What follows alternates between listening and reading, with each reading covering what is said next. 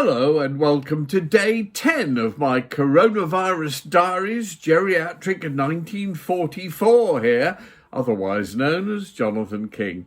I've had numerous messages. I seem to be getting all kinds of people watching these daily diaries. And some messages have come in, some asking about my general food. Last night I cooked myself 2 delicious sausages, which were chicken and apple sausages, with pomme écrasée. I far prefer that to mashed potatoes or puree potatoes. Pomme écrasée is sort of broken potatoes, so it's a little bit lumpy, and you do it with cream and butter and black pepper, and it tastes much nicer. The texture is far nicer. And other than that, they ask about my friends. I had a picture on the wall of the Bean, who is my dear friend for over 40 years now, and who I have various pictures of around in my house. I was best man at his wedding. I'm godfather to his 2 now fully grown-up daughters. And behind me at the moment is young Samantha Fox, a dear friend of mine in the 80s and 90s and right up to and after my wrongful conviction. Unfortunately, I think after the wrongful conviction, her friend, who was a lady friend by that point, persuaded her she should have no further contact with me. I've only actually lost 2 friends, and both of them are celebrities because of what happened to me 20 years ago. One was Sam, who quite rightly, I think, thought she should distance herself from someone who was then a convicted vile pervert, even if it was a wrongly convicted vile pervert. And I'm glad to say most of my friends took my word for it, as she should have done. And the other was Simon Cowell, who was not only a dear friend, but was my bail bond when I was arrested and put up £50,000 to keep me out of jail and wrote me some fantastic letters inside prison. And he doesn't like writing letters, Simon, until he was told to stop any contact with me because it was bad for his image. Because when he started, when all this began, he wasn't known at all. He was just a junior A&R guy at RCA Records, and I was his boss in many ways. But anyway, he was told to cease all contact with me by one Max Clifford, his publicist, who told him he should have no contact whatsoever with vile perverts. I'll leave you to think upon that one.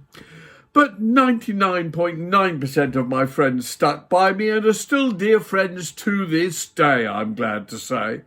Another request came in from a friend saying they wanted me to tell the story about Jimmy Savile and why I'm convinced Jimmy Savile was not the crazed paedophile we now read about, and that the media has yet again inflated the whole story there. Well, I only really met Jimmy Savile once on a social level. I met him many times when he introduced me on television and at a distance at awards and things like that. But one time, ages ago, at the point when I was a really major pop star and a famous celebrity, sort of the equivalent of what someone like Robbie Williams became years later, and Madonna and all those sort of people, and I was a very big name. And Jimmy asked me, would I go to see Stoke Mandeville Hospital? So I said yes. And I turned up at about 9 a.m. with my brother Andy. And Jimmy was there, and he showed us round the hospital.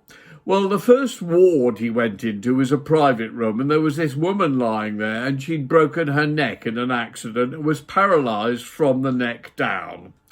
And she was lying in bed looking as though she really wanted to die.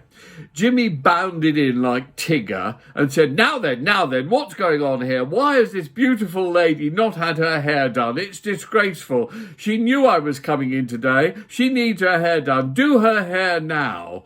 Well, of course, the nurses who hated Jimmy Savile grumbled and grumbled because they were due to go out for a cigarette break outside or something, and they had to stay in and wash this woman's hair and put it in curlers and set it, all of which we were all sat in the room waiting while this was going on, and Jimmy was winding up the lady in the bed and saying, "Oh, you're going to look so beautiful when your hair is done. I tell you what, I'm going to take you out dancing when you've got your hair done," which made her roar with laughter. Of course, the nurses flinched in horror.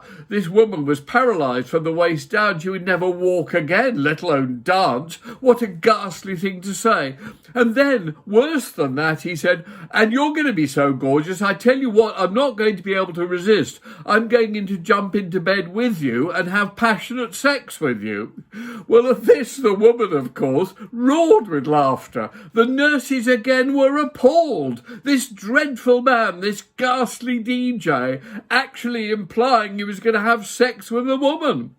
But I got to tell you, the woman was delighted. She had come to life completely. And as we left the room, I turned and looked at her, and she gave me a huge smile. She was lying in bed with her hair done and looking much, much better. Jimmy had given her the most enormous boost in life. He had really made her 1,000 times happier. And we went round the whole rest of the hospital at Stoke Mandeville during the rest of the time there. And all the way down, he was doing the same, to great annoyance of several patients, by the way, who could have done without all this cheery, chappy rubbish. And some of the nurses and the doctors all thought he was just interfering with things and so on. And it finished by about 4 o'clock, and he took us up to his horrible, tiny little flat there and made us a cup of tea and sat and relaxed in his chair. And for the first time ever, I saw the real Jimmy Savile. And he said, "I'm exhausted." And I said, "I'm not surprised." And he said, "Well, anyway, that shows you." We chatted about the state of the world and the way things were going. And then we said, "Well, we've got to go." And he shook our hands and thanked us both profusely for coming. And off we went. And as I drove off in the car, I said to Andy, "You know what's most impressed me about that?" And Andy said, "What?" And I said, "Well, we were obviously only asked there because he thinks I'm quite wealthy now and I might give a donation to Stoke Mandeville. But never did he mention it or even hint at it, even afterwards. As a result, of course, I gave quite a large sum to Stoke Mandeville Hospital." Well, that's all I know about Jimmy Savile's personal life. I also know that the media loves to inflate and exaggerate stories. I also know the man behind the exposure of Jimmy Savile, Mark Williams Thomas, is a very dodgy character indeed. That's all I know about a lot of things. Anyway, this has been my coronavirus diary, Geriatric 1944, for day 10 of the virus. See you tomorrow.